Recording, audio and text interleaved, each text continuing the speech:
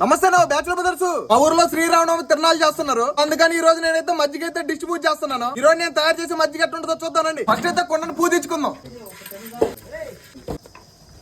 పూజించుకున్న కొండలోకి పెరుగైతే పోసుకుందాం. ఈ కుండలో పోస్తున్న పెరుగుని పూర్వకాలంలో జిలుక్కున్న కవ్వంతో అయితే జిలుక్కుందాం. వీళ్ళు ఎవరైనా దీని కానీ ఎప్పుడైనా చూసుంటే దీన్ని మీ ఊర్లో ఎవరైనా పిలుస్తారో కామెంట్ చేయండి. జిలుక్కున్న పెరుగు అయితే చెక్కబడిపోయింది. దాంట్లోకి అయితే ఇప్పుడు నీళ్లు పోసుకొని జిలుక్కుందాం.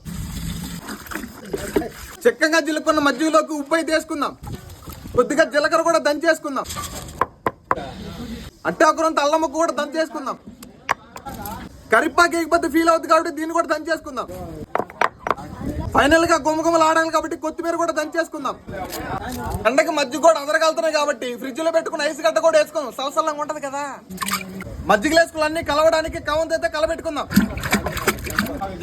మనం చేసుకున్న కుండ మజ్జిగ అయితే రెడీ అయిపోయింది. నేను మజ్జిగ తాగుదాం అనుకునే లోపు అందరు చూడండి గ్లాసులు పట్టుకుని ఎంట చూస్తుండ్రు. ఫస్ట్ వాళ్ళకైతే పోసి తర్వాత మనం టేస్ట్ చేద్దాం.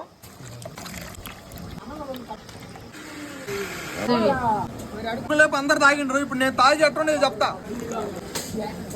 అబ్బా కడుపంతా సలసల్లంగా ఉన్నాయా.